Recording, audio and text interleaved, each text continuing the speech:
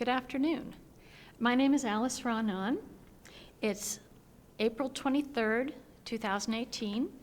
I'm in the San Diego Convention Center at the annual meeting of the American Physiological Society. And today I have the honor and pleasure of interviewing Dr. Michael Grunstein for the Society's Living History Project. Dr. Grunstein has been an APS member since 1981. He was born in Romania, and his family emigrated to Montreal, Canada in 1951. He began his research career in 1971 as a graduate student in pulmonary physiology at McGill University, where he earned his PhD and MD degrees. He did a pediatric residency at the University of Colorado in Denver, followed by fellowship training in pediatric pulmonology at the University of California and the Cardiovascular Research Institute in San Francisco. He's been affiliated with the University of Pennsylvania's Perelman Medical School since 1987, where he's now a professor emeritus. His research has focused on the pathobiology of asthma, examining cellular and molecular mechanisms on regulating airway contraction under different allergic and non-allergic conditions of asthmatic sensitization. Michael, welcome to the Living History Project, and thank you for agreeing to be interviewed for this series. If you're ready, I have a few things I'd like to ask you about. My pleasure being here, please. Okay. Well, you grew up in Quebec, so tell us a little bit about your family, your early life, and how you got interested in science. Well, I did grow up in Quebec. My family comes from a very small town in Romania. My dad and his brother ran, you can call them gentlemen farmers, in that small town. And I guess I got interested in science really when I was in college. But what's interesting is that another scientist was my cousin who I grew up with in Romania initially, and he became a very well-known molecular geneticist. So how he got into science and I got into science is fascinating because there wasn't a scientific background in our family, more musical and other activities. But it wasn't until college that I really somehow got attracted to physiology and just loved it. And from there, my scientific career really developed and blossomed from there. So you got your Bachelor of Science at Sir George Williams University in Montreal. So that you said that's when you became interested in science. What else stands out about your undergraduate education? That was really the biggest experience in terms of impacting my life. And it was in the last year of college where I took a course in physiology, and I found myself absolutely loving to write the reports on laboratory experiments that I wrote up, and it just grew from there. I can't really explain why I developed that. Maybe it was because I just like to explain things and mechanisms of things, but that's where it really started. So my vision of Sir George experience in undergraduate school was really my love for physiology that started there. You then went on and did both graduate and medical training at McGill. Yeah. Why did you decide to pursue both science and medicine? I pursued science first. I pursued a PhD to begin with. And the things I was looking at was mainly the control of breathing, neural mechanisms and neuromuscular mechanisms that control respiration. It so happened that there were some fellows in the lab that I worked alongside with, and they were physicians, and they kept on talking about diseases of things I just didn't know anything about. But it seemed to me that what I was learning as a PhD student had implications for disease. And I thought I was pretty good at what I was doing. And I said, I could do better. I could go and see whether the things that I'm looking at, the mechanisms that I'm looking at in my PhD work, can apply to the human condition, mainly to human diseases, at least as affects respiration. So that was the draw to go to medical school. It was really based on a very basic science experience that I felt could extend itself. Trying to to figure out medical. where it would take you. Exactly. And in the end, having an impact on health meant quite a bit to me. So can you share some things about your PhD experience, your mentor, and the research you did for that? Well, again, the research was in the area of control of ventilation. And I had a wonderful mentor, really. Had a great relationship with him. His name was Dr. Milligamily, Joseph Milligamily. I found him to be an outstanding mentor who really taught me how to think scientifically. And we developed a strong bond. I like to think that I helped expand his interests beyond what he had trained with and what he had been working with, and I think I did. But what he had to offer to me was wonderful. Learning how to think scientifically is critical. Not too many mentors could do that, to the extent at least, and the quality that he did it with. Mm-hmm. And we were very productive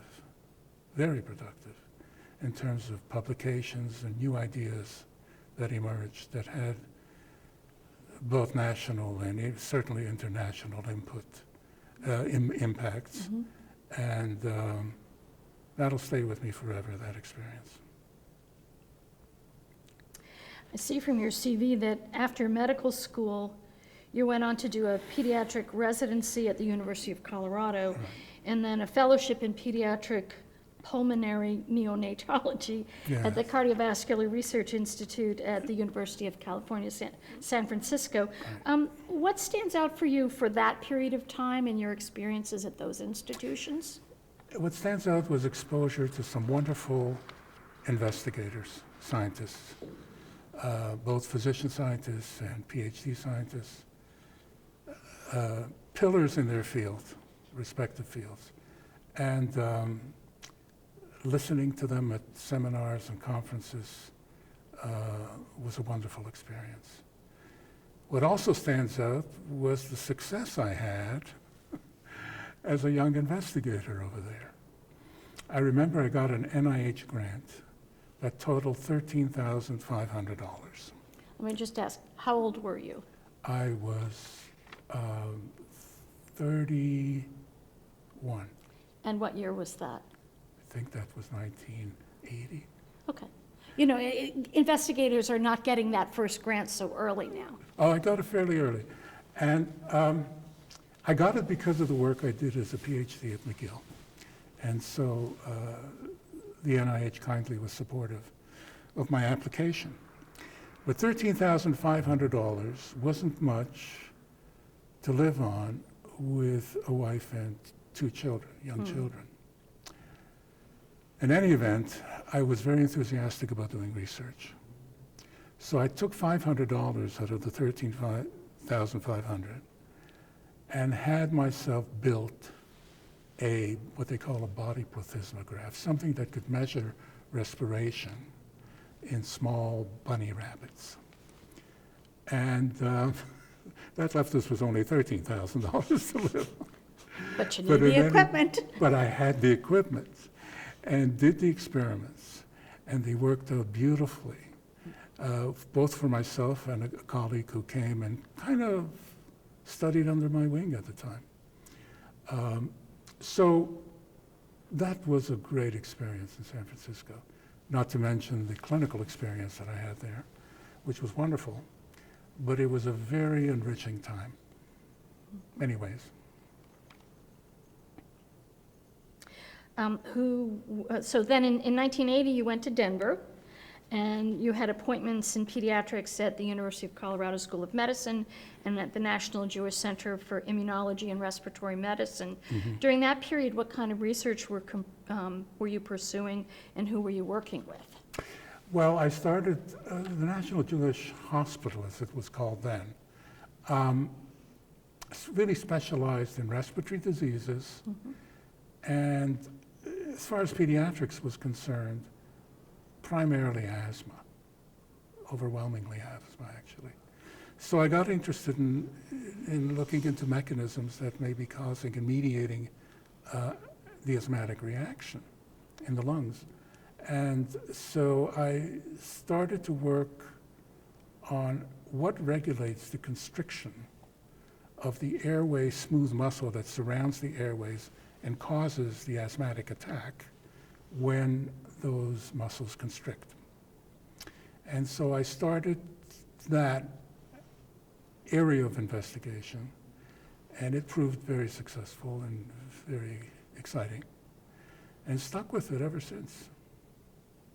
Any particular people you worked with at that time that you recall? Yes. Well, at that point, I started off as a junior faculty member. And I found that a couple of young fellows were attracted to the work I was doing. So I took them on as fellows in my lab. And that allowed me the opportunity to become the mentor that I tried to emulate relative to the mentor that I had. And I found mentorship being really extremely rewarding. So working with those young people and also working with other faculty, it was a good experience. You know, I looked at your CV, and by my count, you mentored 33 postdoctoral trainees. Would you say a little more about your mentoring philosophy and the things that you tried to do to help your trainees succeed? I took mentoring very seriously. I valued the importance of that based on my own experience, and found it the most exciting aspect of my career. Turning young people on to the area I was working in, teaching them how to think, and worked both with, by the way, with MDs and PhDs. And one of the things I found exciting, which was exciting to me and got me stimulated in the areas that I was working in, was to take a problem in, say, a disease state, in this case asthma mainly, and saying, well, do you know that when a patient presents with this and this problem in this way, when it's a young child, they have a unique presentation to them relative to an older child perhaps, or an adult? And the fellows would say, yes, we understand that, because they would be oftentimes clinicians, but even if they weren't clinicians and PhDs, they would understand that point. And they say, well, what could be causing that difference that you see with age, for example? Could there be a maturation of the processes that regulate the constriction of airway smooth muscle with age? Could there be maturational changes in that? And what could be causing that? Do you think we should look into that? Well, of course, their enthusiasm and interest in the question was evoked. And it's those sort of experiences that led to a wonderful interaction with the fellows and a great pleasure to me. And some of those 33 became very successful scientists, both MDs and PhDs, running their own programs, getting their own NIH funding, and I consider it a feather in my hat, seeing that. Now, the rest of your career, starting in 1987, was at the University of Pennsylvania's Perelman School of Medicine, where you were a professor of pediatrics and You are now a professor emeritus. Mhm. Obviously, our discussion of mentorship includes some of that, but Yeah. what was that rest of the period of your career? What were you working on? Who did you work with? What stands Yeah. out to you? At that time, when I went to the Children's Hospital of Philadelphia, which is affiliated with the University of Pennsylvania, there was not a pulmonary division for pediatrics. So I was hired to start one and to start a research program as well as part of it. And of course, I wouldn't have been interested if there was no research involved. So the challenge was to start every aspect of clinical care, fellowship training, and research to get the ball rolling and to set up a truly academic center for both scientific and medical education in respiratory medicine. So that was a wonderful experience. I was fortunate to be able to have NIH funding from that time in 1987 until I retired. And all it was, along. and it was more than 13,500? And it was more than 13,500. And managed to help support my fellows to get their own grants. And again, a good number of them became program directors, which was a great satisfaction to me. So you've already said this, but throughout your career, you've had an active and well-funded program, produced more than 100 scientific papers and books, and also you've gotten several patents. Just briefly, sort of what was the evolution of your research over your career, and to what would you attribute, what factors would you attribute to your success? I think having an open mind to look at science beyond the field that I was educated in, to allow myself to see scientific activities and developments in other fields, and then seeing whether those scientific developments could pertain to the scientific issues that I was interested in. And oftentimes that was the case. And that taught me that, at least from my perspective, to be a good scientist in a given area of investigation, it behooves one to look at the developments occurring in other areas. And how did you do that? I just opened my mind to the literature in other areas to look for overlap, to look for enrichment of my thinking beyond what it had been. That was critical, by the way. And I taught my fellows to do that too, to be open-minded to different areas in science.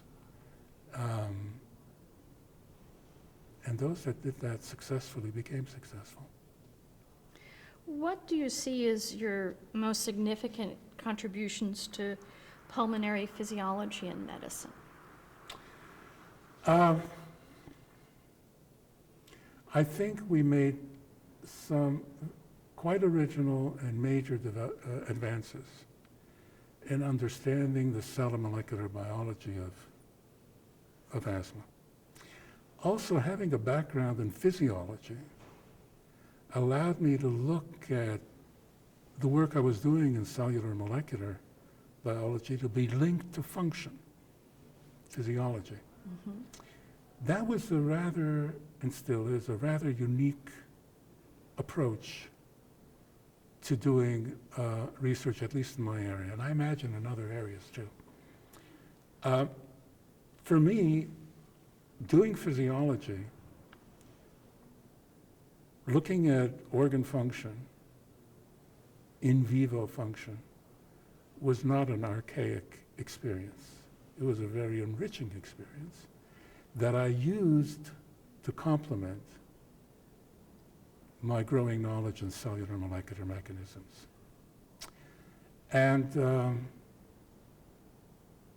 it would serve us all well as scientists if we took what we work in, for example, if we work in cellular molecular mechanisms of disease, to actually see that those mechanisms affect function. In other words, to link physiology with the basic sort of biology that one is commonly doing today. So to me, that was a very fruitful experience. So that's what I think we brought uniquely to our field, and it proved to be very rewarding. I'm often asked to review papers where there's attempt by the authors, who may be excellent geneticists or molecular biologists, to link it to function, but they haven't had that training. So I'm often asked by journals to advise and to review their work, and I try to be helpful that way.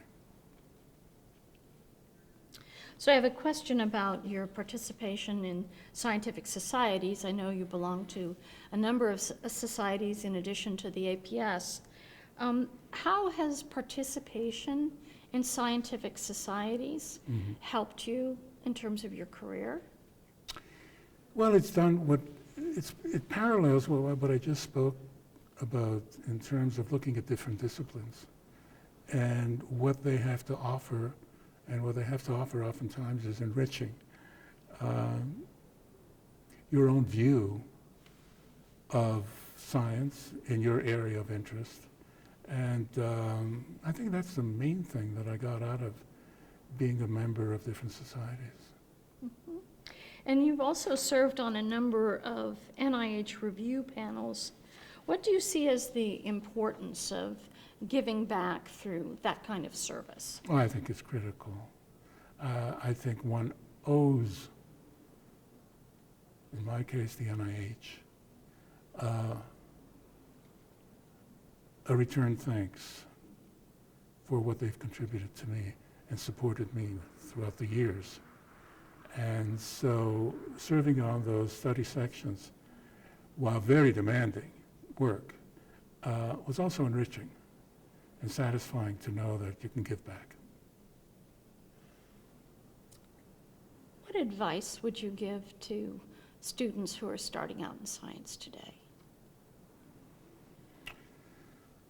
I think have an open mind to extend your knowledge base even beyond the area that you work in, so that you could enrich your ideas, basically.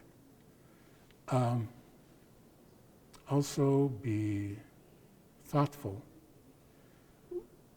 and careful when you choose a mentor. You want to choose somebody with a good track record, not so much in numbers of publications, but a good track record as a mentor. That is probably the most important advice I can give a young person starting out. I'm at the end of my questions, but is there anything else you would like to say? Well, I've been a member of the American Physiological Society since 1981. And physiology, to me, was a very important aspect of my career activities, not only in those days, but all the way through my career, including to the day I retired.